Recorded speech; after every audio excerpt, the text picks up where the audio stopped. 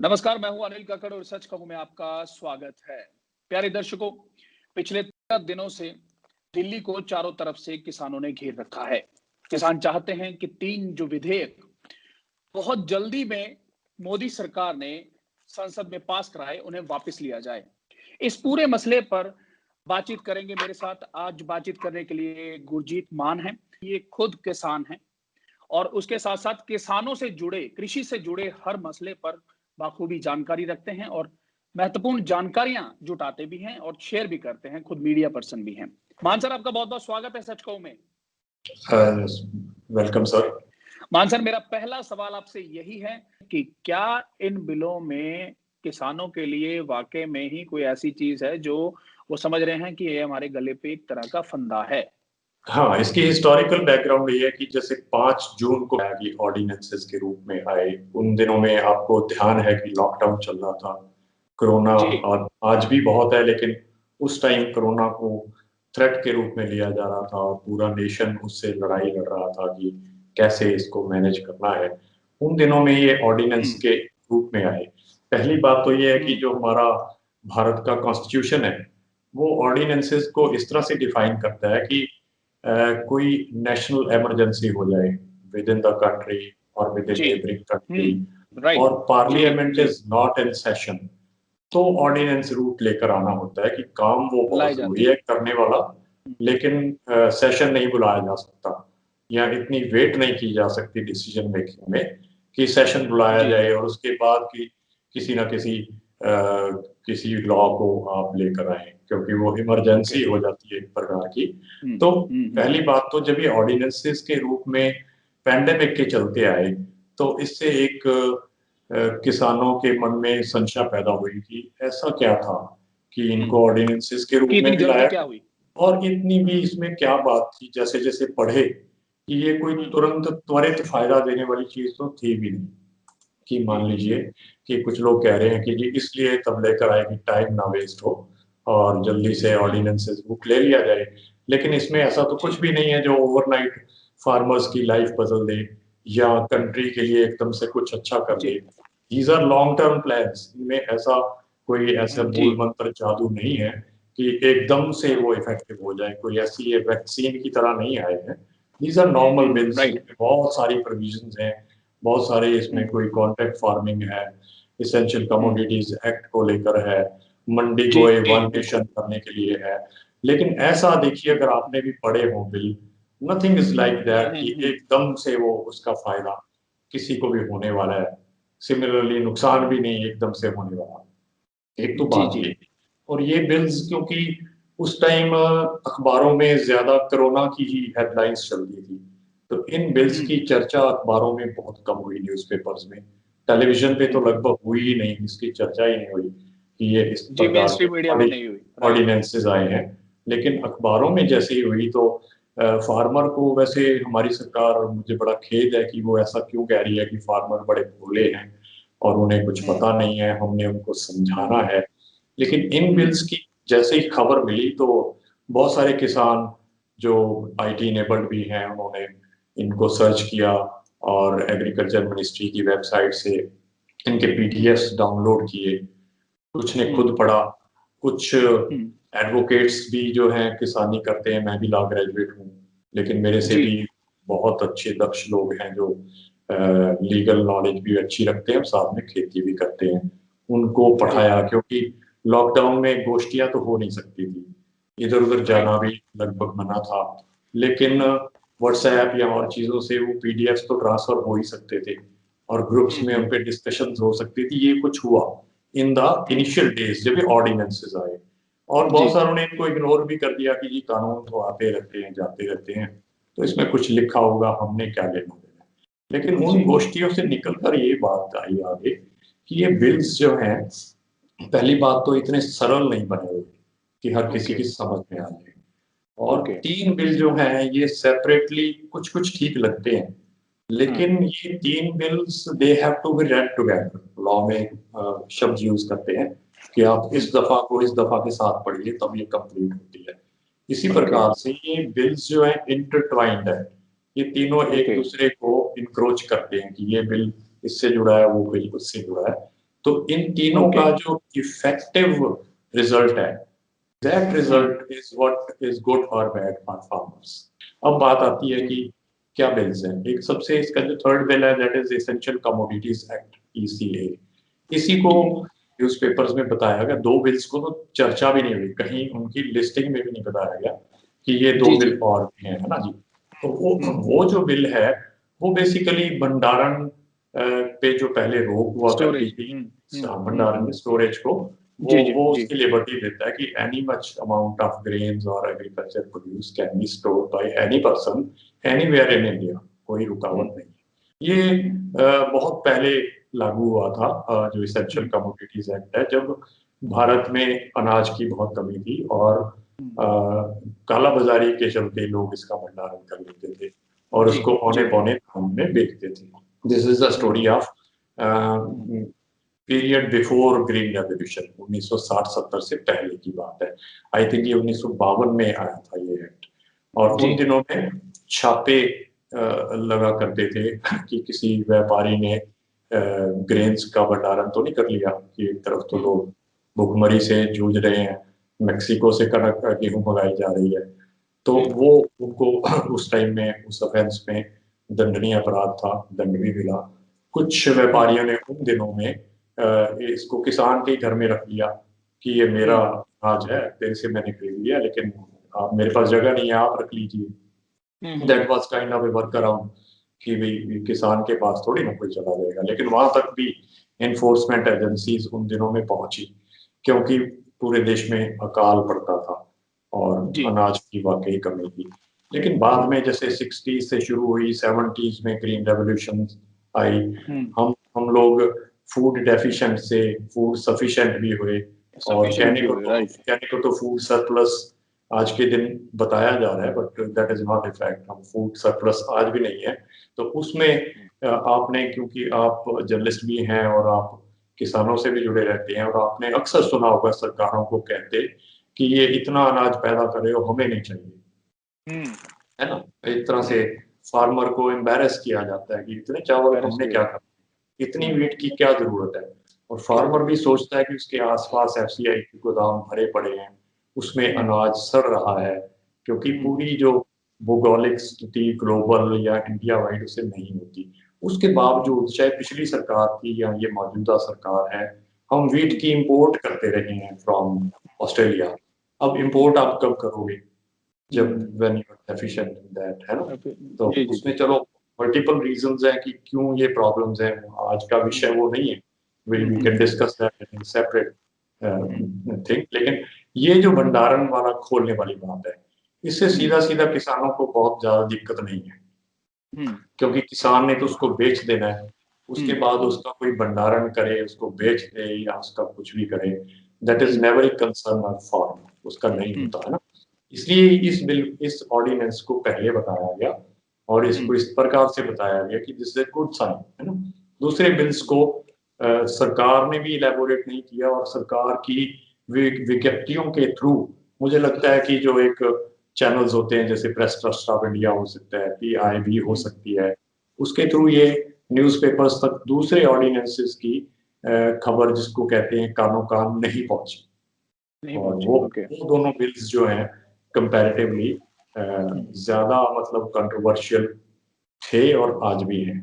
और वो सर मैं उन पे जी सर उन दोनों बिल्स पे मैं आपका कमेंट्स लूंगा, लेकिन उन दोनों बिल में से सबसे पहले मैं आपसे जो कॉन्ट्रैक्ट फार्मिंग वाली जो बिल की कहानी है उस पे आऊंगा। और इसमें मैं ये चीज जरूर जोड़ूंगा कि आज के टाइम में हमारे इस एरिया में भी सराउंडिंग अगर देखा जाए तो बहुत से लोग कॉन्ट्रैक्ट फार्मिंग कर रहे हैं और अच्छा मुनाफा भी ले रहे हैं। तो इस बिल से क्या बड़ी दिक्कत आप मानते हैं? मैं एक एक करके दोनों बिल पे बात करेंगे, पहले मैं इस पे आपकी जो है राय जानना चाहूंगा। हाँ, इस बिल से देखो दिक्कत तो कॉन्ट्रैक्ट फार्मिंग तो पहले फार्मर भी मांग रहे थे कि कोई ना कोई ऐसी सुविधा होनी चाहिए, लेकिन कॉन्ट्रैक्ट फार्मिंग के साथ साथ जो चिंता किसान को हुई वो हुई कि APMC मार्केट्स एंड MSP कि ये दोनों फिजल आउट हो जाएंगी ओवर नेक्स्ट फ्यू इयर्स। ऐसे नहीं कि इमीडिएटली MSP बंद हो जाएगी। आपने पॉलिटिकल बयान सुने होंगे कि हमारे हरियाणा के मुख्यमंत्री भी कह रहे हैं, हमारे डिप्टी CM भी कह रहे हैं कि जब तक मैं रहूंगा ये कभी नहीं बंद होने दूंगा, क्योंकि जी, इसका जी। टाइम फेज ही ऐसा है कि 3-4 साल लग जाएंगे इसको हटाने के या ऑटोमेटिकली इसके फेड आउट होने के। फेड आउट इसमें बारी बारी किसान एक ही बात कह रहे हैं कि आपकी बात ठीक है, अगर आप ये कह रहे हैं कि ये नहीं हटेगी, ये narrative goes right from prime minister Modi up to our local level ruling party leaders. वो सभी एक ही बात कह रहे हैं कि कभी नहीं एमएसपी हटेगी। तो किसान कह रहे हैं जब ये नहीं हटेगी तो आप इसको लिख कर दे दीजिए ना जी। तो लिख कर देने में क्या दिक्कत है? क्योंकि जैसे मैंने आपसे कहा कि थोड़ी बहुत मैंने भी लॉ की नॉलेज रखता हूँ, बीइंग ए लॉ ग्रेजुएट, लेकिन ये कॉमन सेंस की बात है कि जो बातें इंडियन लॉ में वर्बल कही जाती हैं, चाहे वो रेड फोर्ट से कही जाए, चाहे पार्लियामेंट में कही जाए, चाहे स्टेट की असेंबली में कही जाए, उनकी कोई वैल्यू, लीगल वैल्यू नहीं होती unless it is written in black and white, तभी वो एक लॉ माना जाता है। बहुत सारी बातें कह के जो हमारे बड़े बड़े नेता हैं, मंत्री, प्रधानमंत्री, मुख्यमंत्री, बाद में उसको लॉ की फॉर्म में नहीं लाते, तो फिर उसको लोग तरह तरह के नाम दे करके कहते हैं, जिन्होंने नामों को यूज नहीं करना चाहूंगा, but it is very much understood. तो किसान कह रहे हैं कि आप जब हमें बारी बारी आश्वासन दे रहे हैं तो आप इसे लिख कर क्यों नहीं दे देते? इसमें काफी देर तो हमारे प्रधानमंत्री से लेकर के नीचे तक के मंत्री ये कहते रहे कि आप आश्वासित रहिए, ये जब कह दिया है तो कोई दिक्कत नहीं है। लेकिन जब किसान इस पे जिद करने लगे तो उन्होंने एक नई बात ऐड कर दी कि ये पहले भी कहीं नहीं लिखी हुई, अब लिख के देने की क्या जरूरत आ गई, है ना? आपने ये डिबेट्स में सुना होगा। ठीक है जी, पहले तो नहीं लिखी हुई थी, पहले तो कॉन्ट्रैक्ट लॉ भी तो नहीं लिखित में है, वो भी तो कहीं नहीं लिखा था। अगर कुछ कंपनीज कर रही थी, मान लो पेप्सी तो लिमिटेड, आपसी अंडरस्टैंडिंग थी किसानों की। हाँ, वो that was between A company and the, अब आपने उसको एक लीगल शेप दी है तो इसको क्यों नहीं डालते उसमें, है ना?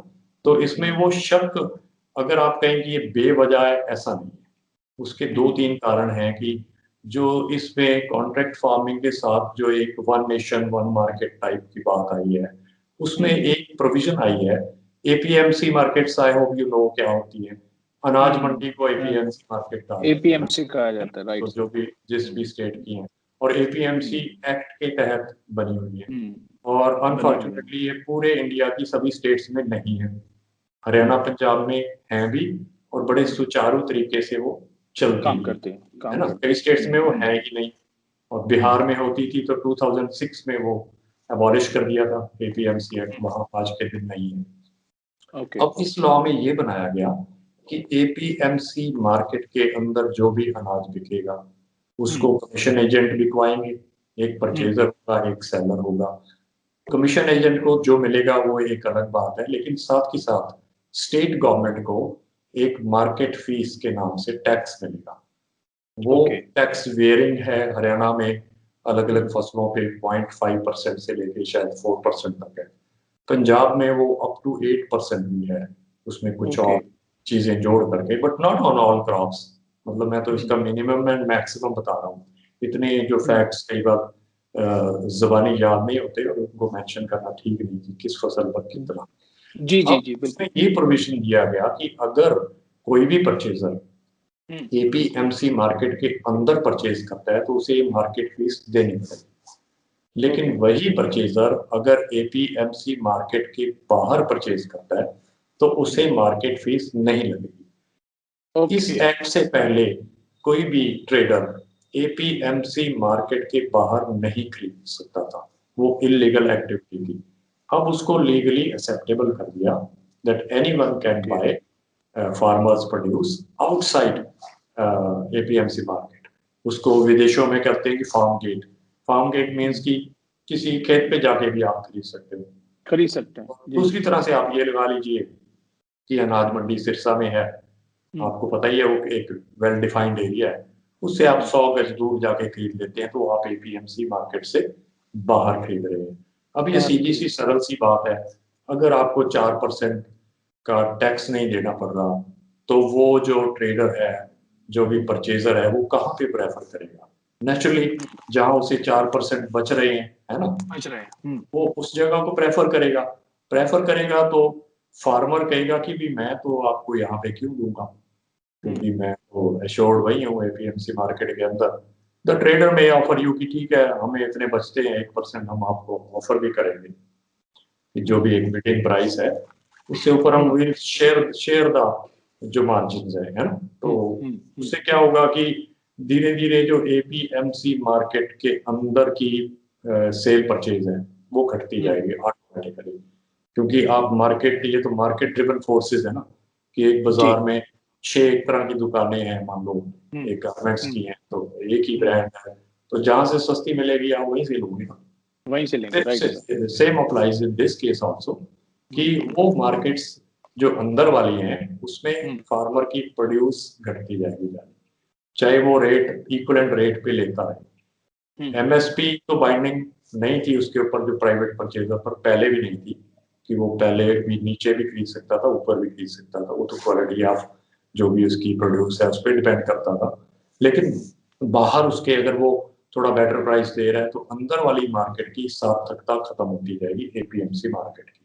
उसमें जब वो प्रोड्यूस नहीं आएगी धीरे धीरे, उसके बाद वो मार्केट को जो स्टेट असेंबली कहेगी कि this is a white horse, white elephant, इसको क्यों रखा हुआ है, इसमें एम्प्लॉइज भी हैं, सैलरी है, इसकी मेंटेनेंस भी है और इससे रेवेन्यू भी नहीं आ रही, स्टेट को टैक्स जो आता था वो भी नहीं आ रहा।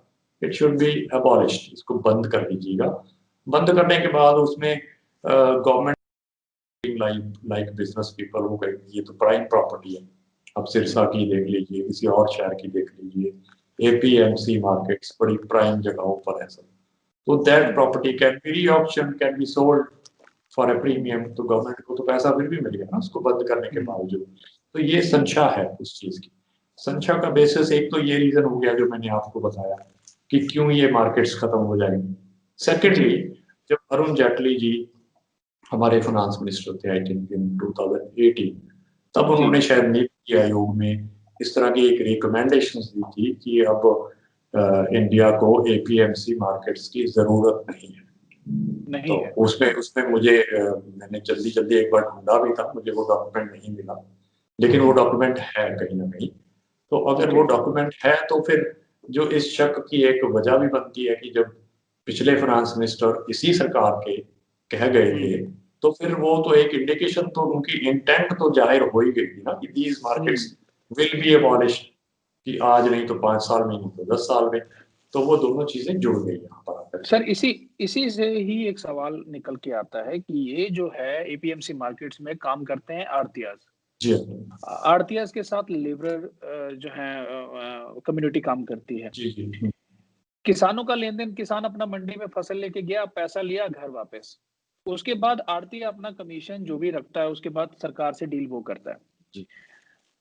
अगर मंडी पे ऐसी कोई बात आती है तो भी किसान को तो पैसा मिल रहा है, अगर प्राइवेट प्लेयर्स बीच में आएंगे तो वो पैसा किसान को दे रहे हैं।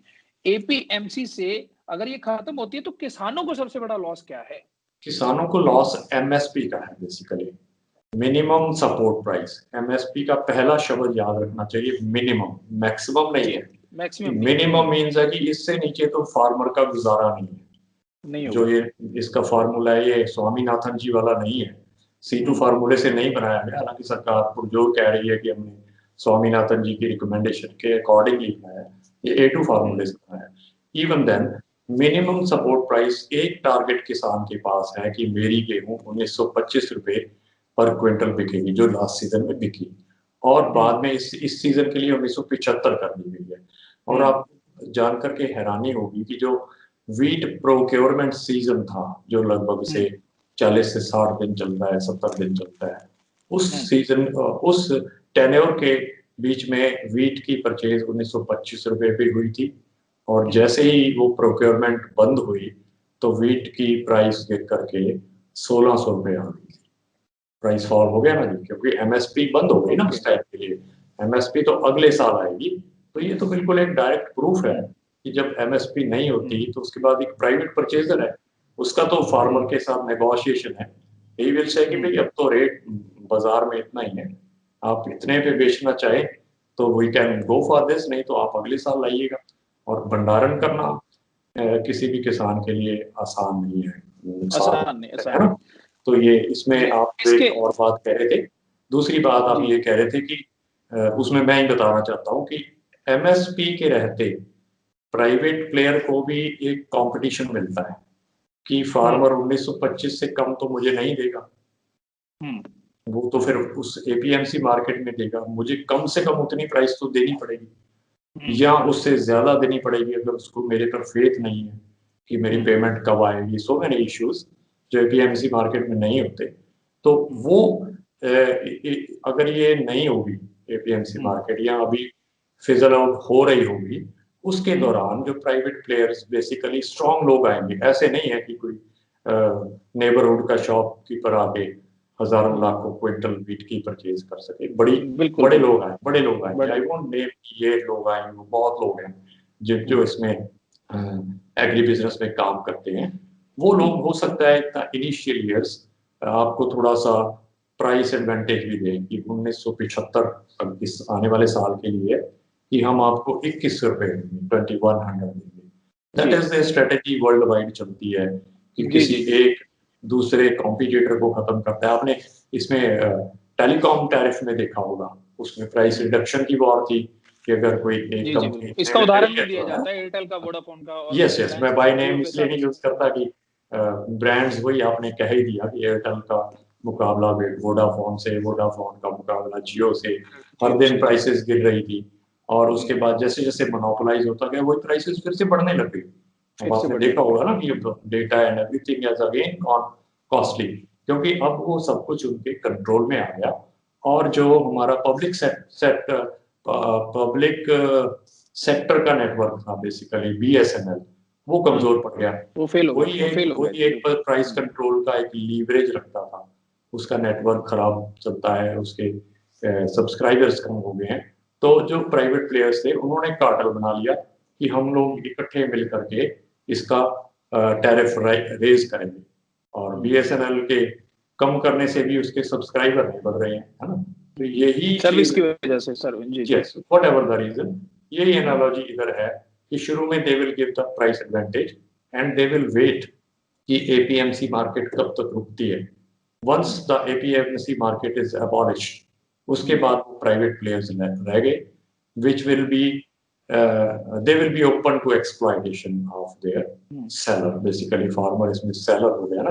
एमएसपी के 3 फैक्टर्स बताए हैं, एक तो बताया है कि एमएसपी रहनी चाहिए इन रिटर्न, दूसरी फैक्टर है कि एमएसपी पे परचेज भी होनी चाहिए, it should not be just a list, क्योंकि बहुत सारी फसलें ऐसी हैं आज के दिन भी। उसमें ये चीज उसमें भी मेंशन जो किसानों का था, उसमें ये चीज जो उनकी मांग है कि अगर एमएसपी से कम हुआ तो केस फाइल होना, वो दंडनीय अपराध है, क्रिमिनल ऑफेंस माना। So these are three demands related to MSP, है ना। ये बात तब थी जब ये आंदोलन केवल पंजाब में था और पंजाब में फार्मर्स बैठे थे। उसके बाद अब जो वहां पे डिमांड है फार्मर्स की, as far as I know, वो ये है कि आप इन कानूनों को रिपील कीजिएगा, बेसिकली हटाइएगा और एमएसपी की तब्दील कीजिएगा। और वो ये कहते हैं कि क्योंकि हम लोगों को लूप में नहीं लिया गया, आप कह रहे हैं कि आपके फायदे की चीज है, हम कह रहे हैं हमारे फायदे की चीज नहीं है, हमें नहीं है। वो कह रहे हैं हम आपको समझाने आएंगे, चर्चा करने नहीं आएंगे। वो ये हर वक्त आपने ये सुना है नैरेटिव कि आपको समझाने आएंगे। फार्मर्स बोलते हैं कि हम समझे हुए हैं, हमें समझाने की जरूरत नहीं है, चर्चा कीजिए। मतलब दिल्ली मीटिंग से पहले यही एक टग ऑफ वॉर चलती रही है। When farmers were sitting on the railway tracks, तो वो बारी बारी कहते थे। एक उन्होंने मौका दिया भी था when Punjab farmers went all the way to Delhi, Krishi Bhavan में एक मीटिंग हुई। पंजाब के फार्मर्स को था कि कम से कम कृषि मंत्री हमसे मिलेंगे, अगर प्रधानमंत्री न भी मिले तो। और हमारे यहाँ क्या है कि डेमोक्रेसी में हम प्राइम मिनिस्टर साहब को बड़ा सेक्रेड मान लेते हैं कि ये तो किसी को मिल नहीं सकते। लेकिन पंजाब का डिफरेंस ये है, हमारे पार्ट का भी, कि हमारे लोग इंडिया से बाहर भी बहुत रहते हैं, विदेशों में बहुत है। और हमारे we are not even a developing nation now, मुझे लगता है उसमें भी कुछ पीछे गड़बड़ आ गई थी। जो डेवलप्ड नेशंस हैं वहां से जो फीडबैक आती है, बहुत सारे लोग उन देशों में जाकर भी आए हैं, मुझे भी मौका मिला जाने का। वहां पे जो वहाँ के प्राइम मिनिस्टर्स हैं, मिनिस्टर्स हैं, उनके आसपास एक तो ये सिक्योरिटी का काम धाम नहीं होता, और वो लोग बिल्कुल एक कॉमन पर्सन की तरह इंटरेक्ट करते हैं। ये नहीं होता कि बड़ी कोशिश से ही प्राइम मिनिस्टर कभी उनके बीच में आए या मिनिस्टर उनके बीच में आए, interact like just you and me, हम जैसे बात करते हैं।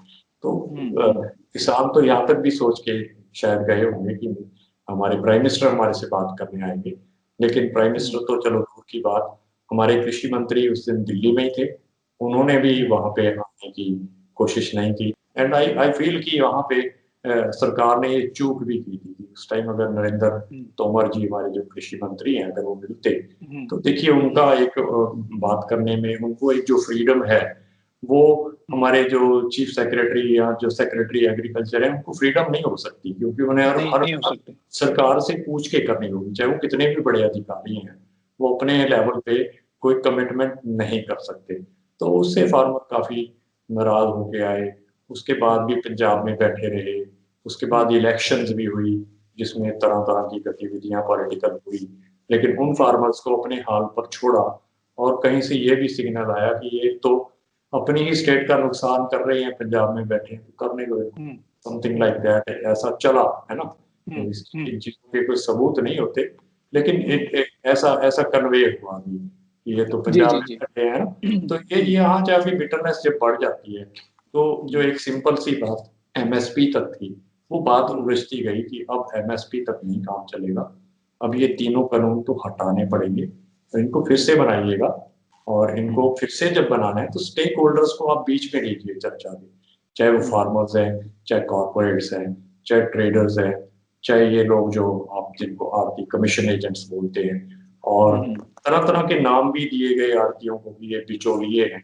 और अनिल जी, जितने भी जो डील्स होती हैं, चाहे गवर्नमेंट की गवर्नमेंट से, चाहे डिफेंस डील्स हैं, उसके बीच में एक लाइजनिंग ऑफिसर, नहीं उसको बिचौलिया नहीं कहते हैं, उसको लाइजनिंग ऑफिसर कहते हैं, बड़ा फैंसीफुल नाम दिया गया है। लेकिन अगर उसकी हम हिंदी करते हैं तो वो बिचौलिया ही बनता है ना। आज तक तो आपने ये सुना होगा कि कमीशन एजेंट ही कहा जाता था या आड़ती कहा जाता था। इन दोनों नाम को छोड़ के उसे आप बिचौलिया कह रहे हैं, तो वहां कहीं आपकी इंटेंट कहीं गलत है। आप कुछ भी लेने जाइए, आपको बीच में कोई ना कोई बीच में एक एजेंसी मिलेगी, है ना। तो सीधी चीज आपको कहीं से नहीं मिलेगी। और कॉर्पोरेट्स भी आएंगे तब भी वो कॉर्पोरेट इतने बड़े होते हैं, क्या वो आके मेरे से, अगर आप किसान हैं तो क्या आपसे सीधी डील करेंगे? No, they will be having some agents, they will be having some agents, है ना। आप एलआईसी को ही देखिए, गवर्नमेंट की एक इंश्योरेंस कंपनी है, उसने आगे कितने एजेंट्स रखे हुए हैं। तो एजेंट्स क्या होते हैं? वो भी तो बिचौलिए होते हैं, वो क्यों रखे हुए हैं, है ना। तो ये चीजें किसान बहुत अच्छे से समझता है कि ये चीजें मिसगाइड कर रहे हैं। जी, मान साहब तीसरे कानून पे आएंगे और उसके बारे में भी बताइए कि वो वहां जो एतराज है, वो एतराज आपको कितना जायज लगता है? और बेसिकली वो वही है ना कि फ्री ट्रेड वाला है ना, कि आप देश भर में कहीं भी आप अपना सामान बेच सकते हैं, कहीं से भी खरीद सकते हैं। वो ये इसी चीज को लेकर ना, फ्री ट्रेड के लिए, फ्री ट्रेड के लिए, है ना। आप कहीं भी बेच सकते हैं। हाँ, और कहीं से भी खरीद सकते हैं, कि खरीद सकते हैं। परचेजर के लिए है कि वो कहीं से भी खरीद सकता है, और फार्मर कहीं भी बेच सकता है। फार्मर को तो पहले भी लिबर्टी है कि वो देश भर में कहीं भी बेच सकता है। और उसका एक जो ई नैम करके इलेक्ट्रॉनिक नेशनल एग्रो मार्केट्स बनाई गई थी, प्राइम मिनिस्टर मोदी साहब ने बनाई थी। उसका पर्पस ये था कि आप उसके ऊपर अपनी क्रॉप की बिडिंग कर सकते हैं, और कि मेरे पास इस प्रकार की मस्टर्ड है और मैं इसको सिरसा की बजाय महाराष्ट्र के किसी परचेजर को बेचना चाहता हूँ। फिर उसमें मंडियों में उसका मूल्यांकन करने के लिए लैब्स भी स्टैब्लिश की थी, कि उस बंदे को कैसे फेथ होगा कि जो ये कह रहा है फार्मर की ये वाकई उसी क्वालिटी की है। तो उसकी इवैल्यूएशन करने के लिए मंडी के अंदर सिरसा में भी और इलाहाबाद में भी उसके लिए लैब्स बनाई गई हैं, कि दे विल सर्टिफाई कि ये जो फार्मर कह रहा है ये इस क्वालिटी की है या इससे थोड़ी नीचे है या ऊपर है, व्हाटएवर इट इज। तो इस तरह का सिस्टम एक डेवलप हुआ था जो कभी चल नहीं पाया। इंस्टेंट क्या हुआ कि मेरी फसल मेरा ब्यौरा जैसी जो चीजें हरियाणा सरकार ने इंट्रोड्यूस की, वो इसकी स्पिरिट के उल्टा वो रिस्ट्रिक्टिव है। वो तो आपको जहां आप रजिस्टर्ड हो उससे दूसरे जिले में या दूसरी अनाज मंडी में भी आपको फसल बेचने से इनकार करती है, जबकि इनकार करते पहले हैं। पहले ऐसा नहीं था, है ना। तो ये बात इसलिए गड़बड़ है कि एक तरफ तो आप वो पूरी नेशनल एरिया को ओपन कर मंडी रहे हो, बना मार्केट ओपन ओपन कर कर रहे रहे हो, हो, लेकिन दूसरी एक तरफ आप जगह आप रिस्ट्रिक्टिव रिस्ट्रिक्ट कानून कर लगा रहे रहे हैं, है ना। हो। जी जी तो जी उसमें जी जी। उसमें ये भी इश्यूज है कि मान लीजिए महाराष्ट्र में किसी भी फसल का 200 रुपये रेट ज्यादा है, तो उसके हम्म लॉजिस्टिक्स कौन बियर करेगा? फार्मर, द हम्म सेलर और द परचेजर। तो they hmm look very very simple on the paper, लेकिन जब आप हम्म उसकी प्रैक्टिकल इंट्रिसिटीज देखते हैं तो आपने देखा होगा कि अभी सरसों का जो मेरी फसल मेरा ब्यौरा से एमएसपी पे हरियाणा सरकार ने खरीदी थी, उसमें भी लॉजिस्टिक्स के इशू थे। एक उसका टेलटेल ये था कि जो चौटाला गांव के मस्टर्ड फार्मर थे, उनको हम्म। जो परचेज सेंटर अलॉट किया गया था वो चौपटा में था, और उसको कितनी चोपटा दूर में। वो सरसों लेकर के जानी पड़नी थी। फिर उसके ऊपर ये भी बंदिश थी कि आप टोटल जो आपकी सेल है it should not exceed 16 quintals या 6 क्विंटल जो भी थी, कि अगर उसकी अगर ज्यादा हो गई है तो वो उसको नहीं बेच सकेगा, उसको हम्म फिर अपनी लोकल मार्केट में बेचेगा। तो इस तरह की जो मतलब ऑलरेडी हमने ट्रायल्स किए उसमें भी ये चीजें हम्म। फेल हुई हैं। और नेशन तो जी बहुत जी बड़ा है, जी। ये तो एक जिले की बात हो रही है। लेकिन जो हम्म। जिस बात पे मैं आना चाहता हूँ या आप पूछना चाहेंगे, दो कानून इसके साथ और भी हैं जिसपे फार्मर्स को ऑब्जेक्शन है। एक है इलेक्ट्रिसिटी हम्म बिल हम्म अमेंडमेंट ड्राफ्ट 2020। उसमें अनिल जी क्या हम्म होने वाला है, मैं और जल्दी बताने की कोशिश करता हूँ कि इलेक्ट्रिसिटी पे सब्सिडीज मिलती हैं। जैसे हम्म डोमेस्टिक इलेक्ट्रिसिटी का रेट अलग है, इंडस्ट्रियल का अलग है, हम्म कमर्शियल का अलग है। फार्मर के लिए हरियाणा में बहुत कम रेट है, पंजाब में हम्म फ्री जैसी है, राजस्थान में हम्म काफी ज्यादा जो रेट है उसका। नया जो हम्म इलेक्ट्रिसिटी एक्ट बनने जा रहा है उसमें वो ये मैंडेट करता है कि पूरे इंडिया में हर कोई इलेक्ट्रिसिटी कंज्यूमर एक बार पूरा रेट देगा उसका, फुल प्राइस। उसके हम्म बाद अगर वो किसी भी प्रकार की सब्सिडी का पात्र है तो वो हम्म स्टेट गवर्नमेंट या जो भी एजेंसी उसको सब्सिडी देती है वो हम्म एलपीजी की तर्ज पर डीबीटी करेगी, हम्म। डायरेक्ट बैंक ट्रांसफर करेगी। ओके, पहले अच्छा, आपको पैसा देना पड़ेगा, आपको बिल पूरा हाँ। पे करना पड़ेगा, उसके बाद आपके खाते में वापस ट्रांसफर और होगा। ये इन्होंने बिल्कुल इसी तरह से कॉपी किया है जो एलपीजी का मॉडल था। लेकिन हम्म। एलपीजी पहली बात तो आम घरों में एक सिलेंडर एक महीने में लगता होगा, या जी। बहुत बड़ी फैमिली है तो 2 सिलेंडर लग जाते होंगे, इससे अधिक नहीं लगता। फिर नहीं उस लगता। सिलेंडर की कॉस्ट 400, 500, 600, 700 तक होती है, तो टोटल जो आपको अमाउंट देना है वो भी थोड़ा हो गया। अब इलेक्ट्रिसिटी हम्म की बात करें तो अगर आज किसी का ट्यूबवेल का बिल एक महीने का 400 रुपये आता है, तो वो सब्सिडी हटने के बाद चाहे उसको वापस मिलते हैं वो 4000 से 7000 तक बढ़ सकता है। One thing is okay. That person has to arrange that money. आप ये नहीं समझिए कि हम्म किसानों के पास पैसे छलकते होते हैं, चाहे वो बैंक से ले हम्म या कमीशन एजेंट से ले, जिसको बिचौलिए हम्म कहा जा रहा है। वो पैसा उसको हम्म ला करके देना पड़ेगा। First he has to hmm pay the bill, then he has to hmm wait for DBT की उसके बैंक में वापस आए। जी। फिर वो उसमें से हाँ। विड्रॉ करेगा जिससे भी उसने उधारी ली है, चाहे अपने ही बैंक से लोन लिया है, चाहे किसी आड़ती से लिया है, फिर उसको वापस हम्म करना पड़ेगा, टीडीएस प्रोसेस। हम्म सेकेंडली उसमें वही फॉर्मेलिटीज कि आपका आधार कार्ड होना चाहिए, आपकी सारी रजिस्ट्रेशन होनी चाहिए। ये एलपीजी और इतनी बड़ा अंतर है कि ट्यूबवेल जो है, ट्यूबवेल्स जो हमारे यहाँ लगे हैं गाँव में, वो हमेशा जी। जो खेत का ओनर है उसके नाम में नहीं होते। अब आप पूछेंगे ओके। क्यों नहीं होते, कि ट्यूबवेल तो दादा ने लगवाया था, दादा के नाम से चला हम्म। आ रहा है, और आगे जो चला आ रहा खेती उसमें कर रहा है वो ग्रैंडसन कर रहा है। अब उसको है, वो तो है। ट्रांसफर कराना अपने नाम से, although it is a legal right, लेकिन बिजली महकमे से अगर आप कभी कभी वास्ता पड़ा हो तो आपको पता होगा कि हम्म। इतना आसान जी जी, वहां बहुत नहीं है कम हासिल। से कम जी करना। जी जी तो वो जी ये जी जी। पेंडेंसी के रहते उस आदमी को वो डीबीटी मिलेगी नहीं, क्योंकि आधार कार्ड तो मांगा जाएगा उसके दादा का, जो उस टाइम आधार कार्ड होते ही नहीं थे। यानी वही मैं वही बात कह रहा हूँ कि आपने जो ये पहले कहा कि ये जो बातें हैं कागजों पर काफी सही लग रही हैं, लेकिन प्रैक्टिकलिटी जो है वो बिल्कुल अलग है। जी मान साहब, मैं एक और जो सवाल आपसे पूछना चाहता हूँ कि जिस तरीके से विरोध हो रहा है, और अब जो चूंकि दूसरे राज्य भी इस इन बिलों के विरोध में आ गए हैं, आप क्या मानते हैं कि क्या कोई एक भी पॉजिटिव पॉइंट इन बिलों में नहीं है किसानों के लिए? ये कहा जा रहा है, दावा किया जा रहा है मोदी सरकार द्वारा कि ये जो है किसानों की आय तो डबल करेगा और कृषि में आमूल-चूल परिवर्तन जो है इस व्यवस्था में लेकर आएगा। पहली बात तो इसमें आय डबल करने वाली तो कोई चीज दिखती नहीं है। डेफिनेटली आप इसको पढ़ लीजिए, क्योंकि इसमें एक प्राइवेट प्लेयर को इंट्रोड्यूस कर दिया गया कि जो एपीएमसी मार्केट्स, जो सरकारी परचेज को कंपटीशन देगा। उसका मैंने एग्जांपल अभी आपको बताया था कि जी, जैसे जी, ही बिल्कुल। वो खत्म होती है तो आपके रेट 400 रुपए गिर जाते हैं, 300 रुपए गिर जाते हैं। गिर जाता, तो गिर वो जाएँगे। रेट तो आपको मार्केट से नहीं बढ़ेगा, क्या कैसे बढ़ेगा, हुँ, है ना? लेकिन हुँ, प्रॉब्लम ये है कि गवर्नमेंट इसको बताई जा रही है अच्छा है। मैं भी कहता हूँ कि अगर कॉन्ट्रैक्ट फार्मिंग की एक सुविधा हो जाए और हुँ, सुविधा भी आफ्टर करेक्शंस, उसमें खामियां हैं बहुत। सबसे बड़ी हुँ, खामियां, मैं भूल ना जाऊं तो बताऊं कि अगर वहां लिटिगेशन हो जाती है, डिस्प्यूट हो जाती है, तो डिस्प्यूट के रिड्रेसल के लिए एसडीएम कोर्ट है, सब हुँ, डिविजनल मैजिस्ट्रेट की कोर्ट है, जिसमें आपको हुँ, उसी में फार्मर जाएगा, उसी में ही कॉर्पोरेट को बुलाया जाएगा। आपकी जुडिशियल कोर्ट हुँ, नहीं है उसमें। जुडिशियल कोर्ट जुडिशियल कोर्ट में नहीं एक जा सकते। स्ट्रॉन्ग कोर्ट होती है और उसमें बहुत सारी लीगल एस्पेक्ट्स को देखा जाता है। और ये कहना हुँ, निंदनीय नहीं है। बेसिकली डिस्ट्रिक्ट मैजिस्ट्रेट और एसडीएम का लॉयर होना हुँ, जरूरी नहीं होता। ही इज एचसीएस ऑफिसर हुँ, और आईएएस ऑफिसर, लेकिन वो बीटेक हो सकता है, एमबीबीएस हो सकता है, कुछ और पढ़ा हो सकता है, बिल्कुल, क्योंकि ग्रेजुएशन इज बिल्कुल। The entry level. तो वो लॉ ग्रेजुएट अगर नहीं है तो उसको लीगल नॉलेज कुछ दिन किताबें पढ़कर अगर बहुत बड़ी बढ़िया हो जाए, तो मैं ये एग्जांपल करता हूँ, कोट करता हूँ कि फिर तो मेडिसिन की किताबें भी थोड़े दिन पढ़ के हम डॉक्टर भी तो बन सकते हैं। डॉक्टर बन लेकिन सकते आपसे हैं, अगर बिल्कुल। कोई इलाज कराएगा तो उसका क्या हाल होगा।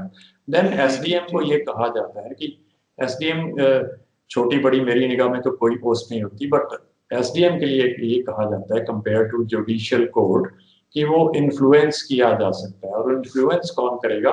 जो दोनों में से पावरफुल है।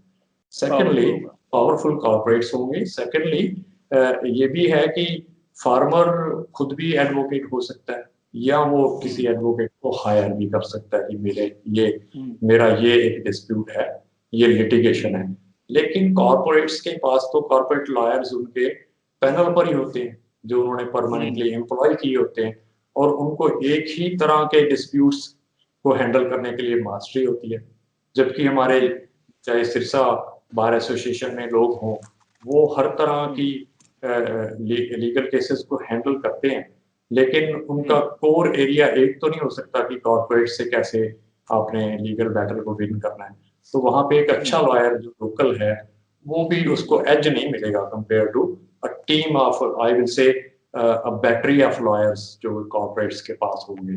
तो वहां पे भी वो थोड़ा डगमगा जाएगा। तो इस बात को लेकर भी बहुत बड़ा एतराज है कि आप इसको हुँ। जुडिशियल कोर्ट उसमें क्यों नहीं लेकर जाते। आपने यूरोप में भी देखा है, आप जो है ग्लोबल फार्मर जो नेटवर्क है उसके मेंबर भी हैं, इतनी बड़ी ऑर्गेनाइजेशन है वो। किसानों के काम करने का तरीका अलग है। कंपनी जो है यूरोप में किसानों के पास आती हैं, अच्छा दाम देती हैं और फसल जो है ले जाती हैं। आपको नहीं लगता कि जो मौजूदा समय है, जो मौजूदा कानून है, अगर इनसे स्थिति सुधरती होती हमारे किसानों की तो बहुत बड़े लेवल पे सुधार हो जाते। पंजाब से अगर सबसे ज़्यादा किसानों ने विरोध की आवाज़ उठाई है, तो सबसे ज़्यादा सुसाइड भी पंजाब में भी हो रही है। तो ये जो है स्थिति, क्या आप मानते हैं कि ये कानूनों में बदलाव से कुछ स्थिति सुधर सकती है? एक तो जो सुइसाइड का डेटा है वो नेशन वाइड लगभग इवन सा है, अगर आप उसको हुँ, देखें तो। सेकेंडली जो सुइसाइड्स को सीधा सीधा कोई फेलियर ऑफ फार्मिंग से गिना जाता है, वो कोर रीजन नहीं है। There are many other okay, reasons, वो शायद आपको भी ओके। ध्यान होंगे, लेकिन that is a altogether different subject. लेकिन जो आपने हुँ, बात की विदेशों में, मैंने हुँ, I have travelled in 6-7 countries, जहाँ की खेती तो मुझे हुँ, देखनी ही होती थी। उसमें पहले जो मुझे नहीं पता होता था, जैसे कि अब मान लो आप भी किसान हो, मैं भी किसान हूँ, और आप मान लो कनाडा में बैठे हैं और मैं इंडिया में बैठा हूँ, हुँ, तो मैं आपसे पूछता हूँ फोन पर या वहां जाकर, तो यू विल एक्सप्लेन कि जी मेरे पास 5000 एकर्स ऑफ लैंड है और इतनी बड़ी मशीनरी है, और मैं बिल्कुल मेस्मराइज होके आऊंगा कि भी अनिल जी तो कमाल करी बैठे हैं।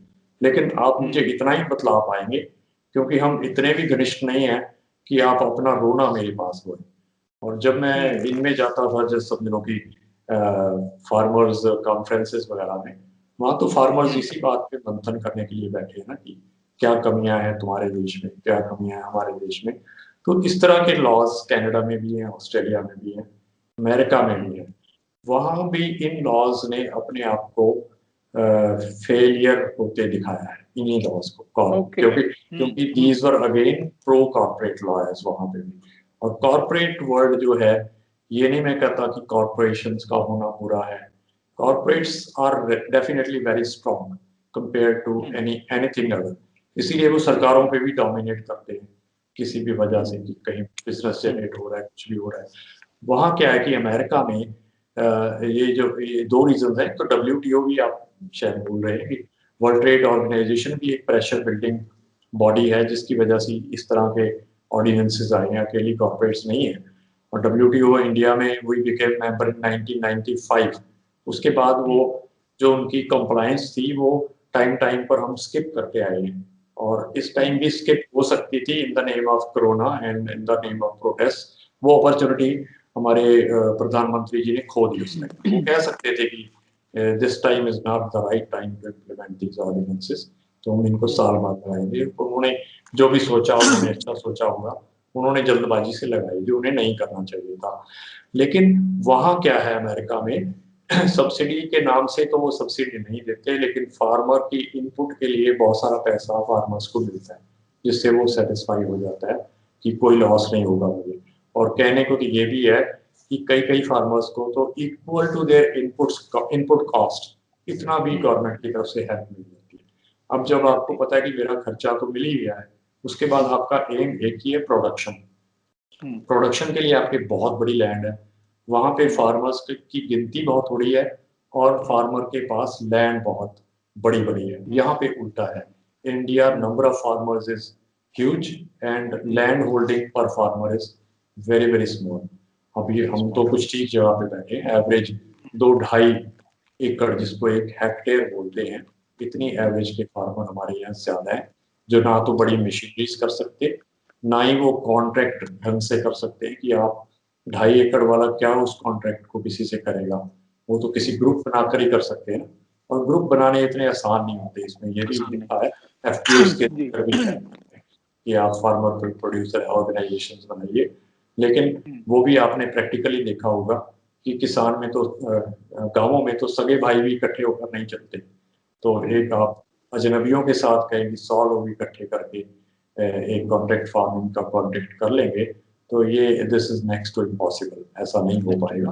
तो ये बहुत सारी फ्लॉज हैं इसमें, क्योंकि टाइम हमें बहुत थोड़ा मिला है। अदरवाइज अगर मैं ये एक्ट्स को सामने रखूं, तो एक एक पॉइंट में फ्लॉ है कि दीज हैव बीन ड्राफ्टेड इन ए हरी। मैं बिल्कुल स्पष्ट कहना चाहूंगा कि सरकार ने भी इनको बनाने में बहुत जल्दबाजी की है। ये नहीं मैं कह रहा कि सरकार की मंशा खराब होगी जैसे सभी कह रहे हैं, लेकिन जल्दबाजी में किया काम। तो देखिए, आप भी कभी स्टूडेंट थे, मैं भी था, तो जिस तरह की तैयारी होगी वैसे ही आपको एग्जामिनर मार्क्स देगा। तो एग्जामिनर इस केस में फार्मर्स हैं, उन्होंने इन ड्राफ्ट्स के पेपर में सरकार को फेल किया है ना। तो ये सिचुएशन आज के दिन है, और इसमें इसमें एक बहुत आजकल चर्चा चल रही है कि जी पॉलिटिक्स हो रही है। पॉलिटिकल साइंस में एक एक एक जरूरी बात है डेमोक्रेसी को लेकर, कि डेमोक्रेसी तभी पॉसिबल है when there is politics in it. और जो जिस डेमोक्रेसी में पॉलिटिक्स नहीं होती, तो वो डेमोक्रेसी नहीं होती, वो ऑटोक्रेसी बन जाती है, जिसको डिक्टेटरशिप बोलते हैं, राइट है ना। तो ये ब्लेम लगाना ये पहले भी लगता था। जब कांग्रेस की सरकार थी तो वो कहती थी अब ये अपोजिशन वाले पॉलिटिक्स कर रहे हैं। अब ऑपोजिशन का काम क्या है, वो पॉलिटिक्स ही करेंगे ना, वो कोई मूंगफली या चने थोड़ी ना बेचेंगे। That is their job basically. They are guards of democracy. अब दिक्कत क्या आ रही है कि ये जो अब दिल्ली में चल रहा है, ये पहली बात तो ये पंजाब में ही हट जाना चाहिए था। लेकिन जब पंजाब में था तो पूरे देश को ऐसा लगता था कि इन लॉज का सिर्फ पंजाब को नुकसान है, कोई नुकसान है, राइट सर, है ना। अब हरियाणा को भी लगने लगा कि हमें भी नुकसान है। हाँ, जाग रहे वाकई वाकई इनिशियली इन दोनों को ही नुकसान है, क्योंकि फायदा भी एपीएमसी मार्केट्स का उन्हीं को होगा जहां पे वो हैं। जब वो पहले से नहीं है, उसका एग्जाम्पल है कि बिहार से जो है पैडी बिकने आती है हरियाणा और पंजाब में, वहां पे 1100 रुपए में कुछ लोग उसको लेते हैं, they make a cartel, bring it to Haryana and Punjab in large trucks. यहाँ पे आके कोशिश करते हैं कि एमएसपी 1888 पे वो बिके, क्योंकि वहाँ एपीएमसी मार्केट है ही नहीं। तो जिन लोगों ने इसका टेस्ट नहीं देखा, how can they feel anything good और बैड अबाउट द लॉस। बहुत सारी स्टेट्स में जब है ही नहीं है, तो उन्होंने प्रोटेस्ट क्या करनी है कि उनको तो इस बात का पता ही नहीं कि एपीएमसी मार्केट क्या है, एमएसपी क्या है। उन्होंने देखा जरूर है अखबारों में कि ऐसा होता है ना। अब मैं ये कहना चाहता हूँ कि अब भी ये this is between government and farmers, और जिसमें गवर्नमेंट अपना माइंड मेकअप नहीं कर पा रही है, तो इसमें इसका मतलब सीधा सीधा ये है कि government is not working for governance, government के लिए काम नहीं कर रही है, it is working on behest of someone else. मैं नाम नहीं कहूंगा किसके बिहाफ पे कर रही है। ठीक है, उसमें एक डब्ल्यूटीओ भी है, बट डब्ल्यूटीओ इतनी स्ट्रांग बॉडी नहीं है कि वो एकदम से आपको टॉर्चर कर देगी, आपको ये करना ही करना है। But someone else definitely means the corporates, और कॉर्पोरेट्स के बिहाफ पे काम कर रही है। तो इसका मतलब गैप इसीलिए आते हैं कि दे कंसल्ट द कॉर्पोरेट्स कि अब हमें कैसे आगे बढ़ना। They do not want to offend the corporates, but they are happily offending their own farmers, जो हमारे ये यहाँ पे है ना। एक जो पंजाब के फार्मर को भोला कहा जाता है, उसमें एक सिंपल सी बात है कि पंजाब के जो फार्मर्स हैं कम से कम 150 सालों से देश से बाहर की, विदेश की धरती पर पहुंचे हुए हैं, और वहां पे उन्होंने 150 साल पहले भी फार्मिंग की थी। उस टाइम की फार्मिंग जैसी थी वो भी वो जानते थे, अब भी वहाँ फार्मिंग कर रहे हैं, वो भी वो जानते हैं। और मैं ये कहना चाहूंगा कि हमारे, चाहे वो कृषि मंत्री हैं, चाहे हमारे आईएएस अधिकारी हैं, वो भोले हैं। कम से कम उनको फार्मिंग की इतनी विस्तृत नॉलेज नहीं है जितने पंजाब या हरियाणा के फार्मर को हो सकती है। दिस इज माय वो कंडीशन। मुगालते में है। हाँ, बिल्कुल मुकाबले में। हाँ, देखिए अगर गवर्नमेंट क्या चाहे तो 1 मिनट में कल बात खत्म हो सकती है, it's a very easy process, लेकिन उसमें ईगो नहीं आनी चाहिए। अब बेसिकली ये ऑर्डिनेंसेस, जैसे हमने जहां से बात शुरू की वही खत्म करेंगे। ऑर्डिनेंस रूट से ये आए ऑर्डिनेंसेस, बाद में बिल बने, फिर एक्ट बने, और उसके बाद लॉ बन गया। ऑर्डिनेंस रूट से ही इनको रिपील किया जा सकता है, खत्म किया जा सकता है। उसमें कोई पार्लियामेंट सेशन बुलाने की जरूरत नहीं है कि ये तीनों लॉ आज हमने खत्म किए, विद ए कंडीशन ये तीनों लॉ या कुछ और लॉ हम फिर से बनाएंगे, और फिर से बनाएंगे तो विल इंक्लूड एवरीवन। जब फार्मर के भले के लिए है और फार्मर कह रहे हैं मेरे भले के लिए नहीं है, तो फिर आप उसको क्यों ऐसी गिफ्ट दे रहे हो जिसे वो लेकर के लेने को तैयार नहीं है। तो उसको आप एक बार खत्म कीजिए, आप फिर से वो लॉज को लेकर आइए पार्लियामेंट की टेबल पे। उसमें आप स्टेक होल्डर्स को भी साथ में लीजिए, जैसे मैंने शुरू में जिक्र किया, फार्मर्स भी हैं, कमीशन एजेंट्स भी हैं, कॉर्पोरेट्स भी हैं, गवर्नमेंट की एजेंसीज भी हैं। और क्योंकि लीगल हमारी चर्चा नहीं है बेसिकली, तो ये जो लॉज हैं ये फेडरल सिस्टम को खत्म करते हैं। कि मान लीजिए एक स्पेसिफिक आप कानून बनाते हैं कि जिसमें काजू की खेती की बातें हैं, उसमें हरियाणा का क्या रोल है, इसीलिए इनको स्टेट सब्जेक्ट माना गया है कॉन्स्टिट्यूशन में। कॉन्स्टिट्यूशन को बड़े तरीके से सेंट्रल गवर्नमेंट ने बाईपास किया है। और ये मैं नहीं कह रहा, जो बहुत लीगल हमारे देश के एक्सपर्ट हैं उन्होंने पॉइंट वाइज पॉइंट इसको समझाया है कि why constitutional provisions have been bypassed इसके अंदर। वो मैं समझता हूँ कि अगर वो भी की है, then the intention of government is not good, है ना। और उसमें ये कर सकती है कि इसको हटा के दोबारा से ले आए, सबको चर्चा में लाए, जो सबको एग्रीएबल है। कॉर्पोरेशंस को भी लेकर आए, आप ओपनली लाइए उनको, कोई उनको भी आप चोर रास्ते से क्यों लेके आते हैं। Why they should not sit with farmers and everyone. जब एक दूसरे की भलाई के लिए काम करना है तो they should be taken in the loop, उसके साथ काम करें। जी जी मान साहब, मैं अंतिम सवाल, जो फार्मर्स जो इस समय धरने पे मौजूद हैं या जो जा रहे हैं, धरनों पे जा रहे हैं अलग अलग स्टेट से, उनके लिए आपकी क्या एडवाइस है? देखिए, इंडिया इज इंडिपेंडेंट कंट्री, और हमारी स्टेट्स में कहीं भी हम जा सकते हैं। अगर वो जा रहे हैं तो वो उनका अपना पर्सनल डिसीजन है। उन्हें ऐसा तो नहीं कि वो, जो दिल्ली में कुछ लोग बैठे हैं, अगर आपने कुछ टेलीविजन के उनके इंटरव्यूज देखे हों तो काफी मैच्योर लोग हैं, और आपको जानकर अच्छा भी लगा होगा कि वो बहुत पढ़े लिखे भी हैं, उनकी बातों से ही नजर आ रहा है। और दे आर सो हम्बल कि वो बता नहीं रहे शिक्षित है। और जो कुछ चेहरे सामने हैं उनके पीछे और चेहरे हैं जो PhDs भी हैं, बीटेक हैं, MBA हैं, MTechs हैं, इकोनॉमिस्ट भी हैं उनके। तो वो लोग देखिए काबिल तो हैं, ये तो सरकार छोड़ दे बात कहना कि इन्हें कुछ पता नहीं है ना। तो इसलिए जो लोग जा रहे हैं तो देखिए सपोर्ट के लिए जा रहे हैं, अगर उनकी इच्छा है तो जिसको सपोर्ट मिल रही है वो क्यों रोकेगा उनको, पहली बात। दूसरी बात अगर उनकी इच्छा है कि हमने भी वहां पहुंच करके अपना योगदान डालना है तो वो उसकी इंडिविजुअल कैपेसिटी में उसकी इंडिपेंडेंस है कि कौन जा रहा है कौन नहीं जा रहा। सो इस पर किसी को ऑब्जेक्शन नहीं होना चाहिए। तो ये मेरा एक निजी एक इंटरप्रिटेशन है इस बात की। मैं जाते जाते आपसे, क्योंकि मैंने किसानों के लिए आपकी एडवाइस पूछ ली, अब मैं सरकार के लिए भी एडवाइस पूछ लूं। आप सरकार को क्या एडवाइस देंगे? जिस मौजूदा दौर में सरकार और किसान आ खड़े हुए हैं, इसमें सरकार को आप क्या एडवाइस देंगे? जाते जाते ये भी बताइए। मैं तो यही चाहता हूँ कि हमारी गवर्नमेंट इस टाइम एक पावरफुल गवर्नमेंट है। अगर आप नंबर ऑफ जो मेजॉरिटी में देखें तो they are in A position कि वो कोई भी डिसीजन ले सकते हैं और उनका अपोजिशन के जो भी मेंबर्स पार्लियामेंट है वो कुछ बिगाड़ नहीं सकते। So government should come clean and take a bold decision. और अगर इनको एक बार वापस भी सरकार ले लेती है तो इसे अपनी हार नहीं माननी चाहिए, इसे सरकार अपनी जीत मान करके वापस ले। आपने छोटी पंचायतों में भी देखा होगा कि जो भी व्यक्ति एक स्टेप पीछे हट जाता है उसको सभी कहते हैं कि यू आर द विनर, कि आपने इस डिस्प्यूट को खत्म करने के लिए एक कदम आप पीछे हटे, चाहे गलत कौन था सही कौन था।